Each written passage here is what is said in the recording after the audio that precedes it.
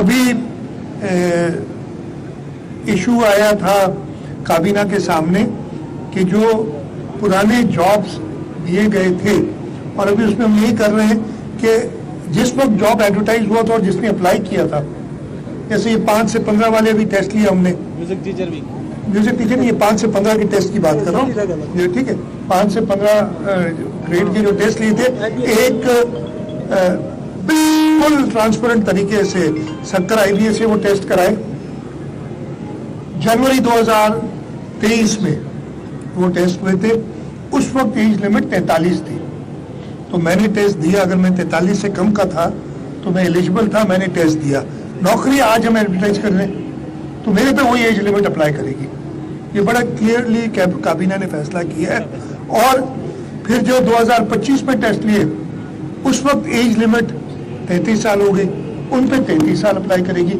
تو ایک justifiable fair طریقے سے ہم کوشش کریں. دوسرا میں نے ایک بات کہی تھی، وکلا، میں خود ایک وکیل کا بیٹا ہوں اور میں نے بچپن سے بہت اچھے وکلا کی صحبت میں بیٹھ کے ان کی باتیں سنی اور ان سے سیکھا ہے.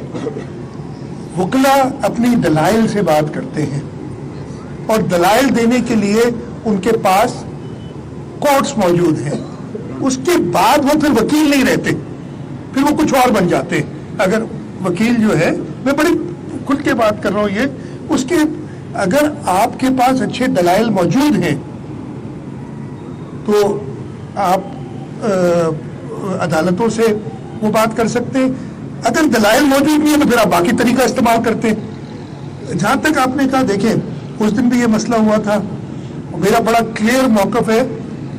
اگر 50 100 150 200 250 آدمی یا 500 آدمی، اتنے تو ہوتے بھی نہیں ہیں کبھی، یہ 50 سے اوپر نہیں جاتے جو لوگ سارے، میں وکلا کی بات نہیں کر رہا ہوں، 100 ہوں گے 150 ہوں گے، وہ اس تقریباً 2 کروڑ کی شہر کے لوگوں کو یرغمال بنا لیتے ہیں، روڈ بند کر دیتے ہیں، سب کو تکلیف ہوتی ہے. تو حکومت ایز ایڈمنسٹریٹو باڈی کیا کرے گی؟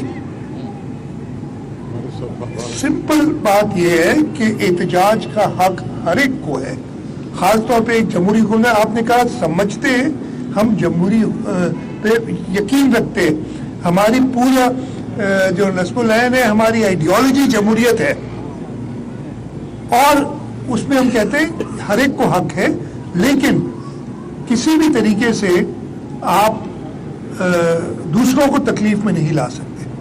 اگر ایسے ہی ہے تو پھر یہ فری فار آل کرتے ہیں جی، کبھی کوئی روڈ بلاک کر دیتا ہے، کبھی کہاں روڈ بلاک ہو جاتا ہے.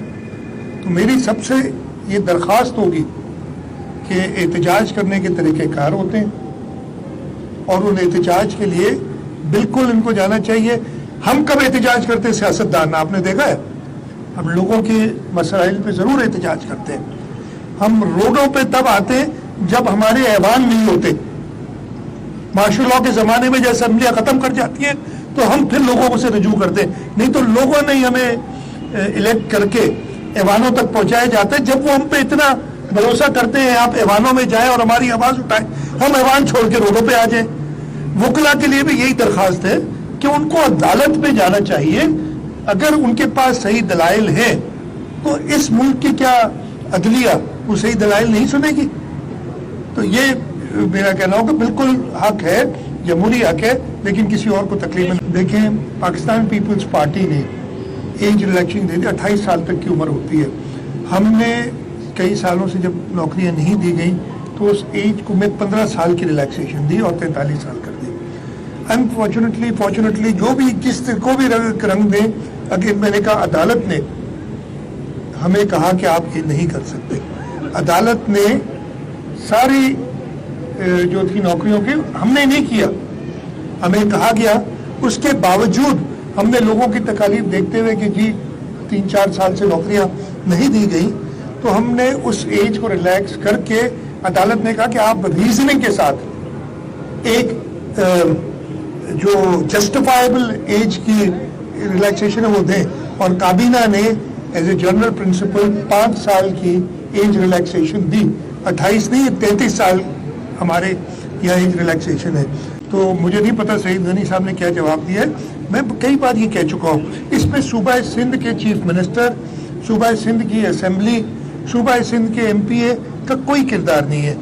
یہ جو بھی اپوائنٹمنٹ ہوتی ہے، جب پہلے لگایا گیا تھا نہ پوچھا جاتا ہے نہ، اور اس لیے کہ ہمارا حق نہیں ہے. جو ہماری آئین ہے اس میں لکھا ہوا ہے، جو جس طریقے سے اپوائنٹمنٹ ہوتی ہیں، پرائم منسٹر پریزیڈنٹ کو ایڈوائز کرتے ہیں اپوائنٹ ہوتے ہیں، اسی طریقے سے ہوگا. مجھے باقی تو مجھے کوئی علم نہیں ہے. ارے میرے بھائی، ہم خوابوں کو حقیقت میں بدلنا جانتے. شکر ہے خواب تو دیکھا.